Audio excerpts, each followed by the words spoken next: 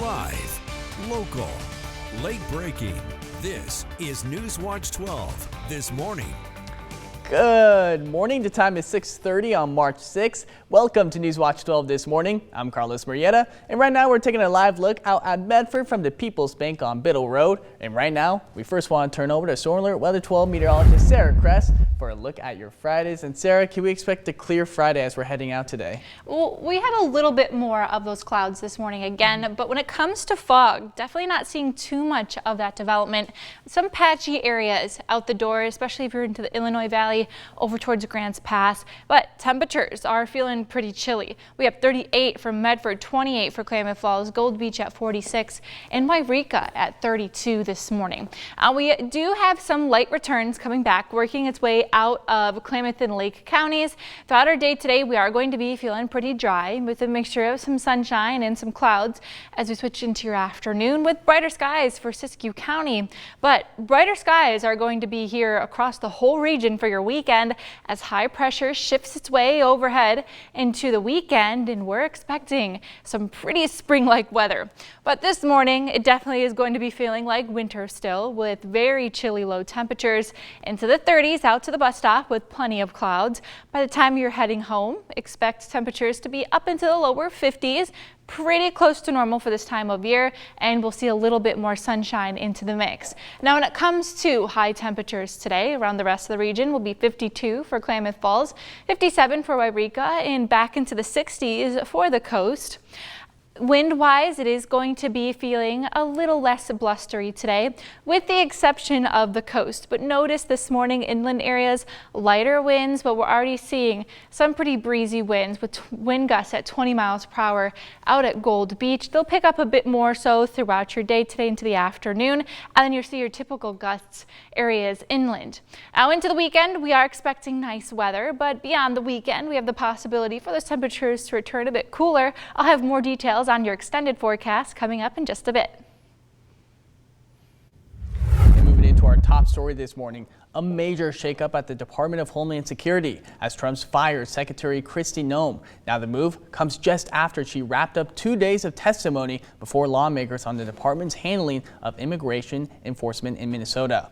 President Trump made the announcement on social media and already named a replacement.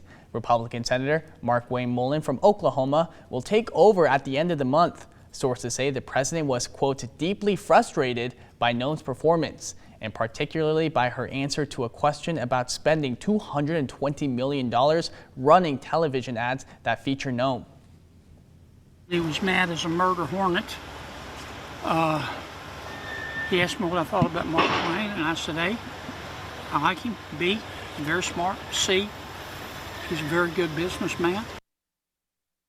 The president said he never approved of spending $220 million on an ad campaign. Noem is not out of the Trump administration entirely, moving into a newly created special envoy role instead. Moving into continuing coverage, several major bills have already cleared the Oregon legislation, and the session heads towards its final days, including changes to transportation taxes and the state's lodging tax. NewsWatch 12 Samantha Kadera breaks down some of the key legislation lawmakers have already passed so far. As the Oregon legislative session nears its deadline, lawmakers in Salem are making final decisions on several bills that could impact communities across southern Oregon. From housing and taxes to public safety laws, a number of measures are moving forward before the session wraps up. The legislature must adjourn by March 8th, but lawmakers could finish earlier if both chambers agree. Already signed by Tina Kotek is Oregon Senate Bill 1599, which moves a voter referendum on transportation tax increases from November to May. Opponents are now asking a judge to block that change. Lawmakers have also passed a bill increasing Oregon's statewide lodging tax, something some tourism leaders say could affect hotel stays in travel-heavy regions like southern Oregon. Other measures could also impact growth in smaller communities, including a bill that would allow cities to expand their urban growth boundaries to build more housing, with a portion set aside as affordable. Reporting in studio, I'm Samantha Kadera. And with that, the Oregon Senate just unanimously passed House Bill 4145, delaying the implementation of Measure 114 until 2028. NewsWatch 12 Danny Stepanovich met with a local gun shop owner to discuss how business is impacted as the measure stays tied up in courts. Bigfoot Guns and Ammo, a small firearms business, is planning on opening their doors soon. As the owner prepares for launch, though, he tells me questions surrounding Measure 114 is adding a layer of uncertainty about how gun sales and gun shops like his could operate in the future. It's a little, concerning, opening a gun store right in the middle of this, and there's a lot of confusion from people out there as what's legal, what's not. The original bill would have required buyers to get a permit before purchasing a firearm and limit magazine sizes to 10 rounds. If the Oregon Supreme Court finds the measure constitutional, HB 4145 delays its implementation until 2028. People are going to now have to pay for that. They're going to have to pay the sheriff or pay the chief law enforcement in order to have the right to own a firearm. He says in the short term, sales may actually spike as customers rush to buy before new rules take effect. People will rush again, just like any kind of gun scare. They're going to rush in, they're going to buy as much as they can afford, and then things will slow down. Even law enforcement says there's still unanswered questions about how the permit process would work. Well, the real answer is we don't know. I don't know that there's many agencies across our state that are equipped to handle that, to be honest with you. But it's the long-term impacts that concern Darren the most. It's just another whittle. It's just chipping away at your constitutional rights. In Central Point, Danny Stepanovich. And moving into the crime alert. An Oregon mother was sentenced in Butte County Superior Court in California for her role in a child abduction case.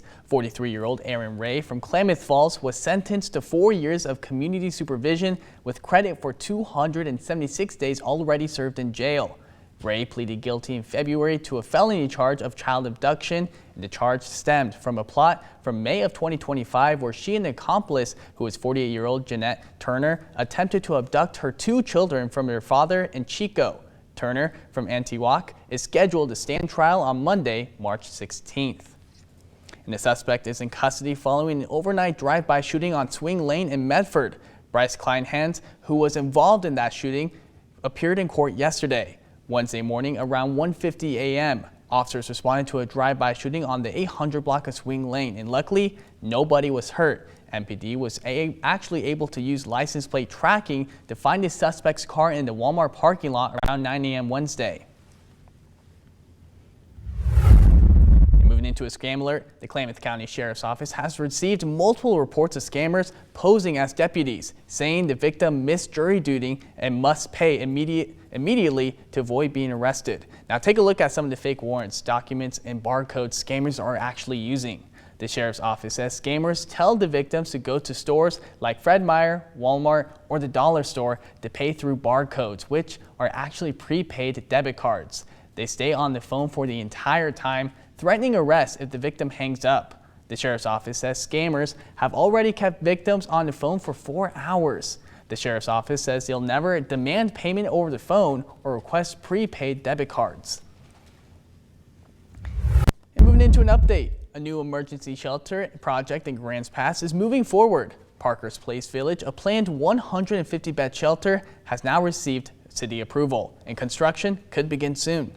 The project is being developed by Elk Island Trading Group through an agreement with the city signed in December. Since then, the property has been purchased, building plans submitted, and the city updated its transitional housing code to allow the project. Developers say the shelter will provide 150 legal beds inside a permanent structure designed to last more than 20 years. The goal is to have the facility open by June 1st, which supporters say could also help clear camping from parks and public spaces across the city. Site plans were completed and handed in to the building department, and I just got word that the building department is approving that this week, so they should be getting back to Elk Island. City leaders say work on the site could begin as soon as next week, with crews preparing the property and converting shipping containers into shelter units. Developers say they're also working with local service providers to help connect future residents with treatment and other support programs. And Grants Pass City Council members unanimously approved a new ordinance establishing a fine for using motorized vehicles on Dollar Mountain. Now, the city was presented with information related to the cost of repairing trails that were damaged as soon as they were built, but as well as potential issues of erosion and increased wildfire risks due to illegal use of motorcycles. The city declared an emergency, saying it's in the interest of the public, peace, health, and safety, and the ordinance is now in effect, meaning any citations will cost $720. And looking ahead, on Tuesday, Pacific Power will host its 2026 Oregon Wildfire Webinar while they'll share how they're preparing for fire season. The company says they'll have details on how they're reducing fire risk while keeping power reliable. Attendees will have the opportunity to ask questions. American Sign Language translation will be available during the presentation, and a Spanish version will be held Wednesday at 5 p.m.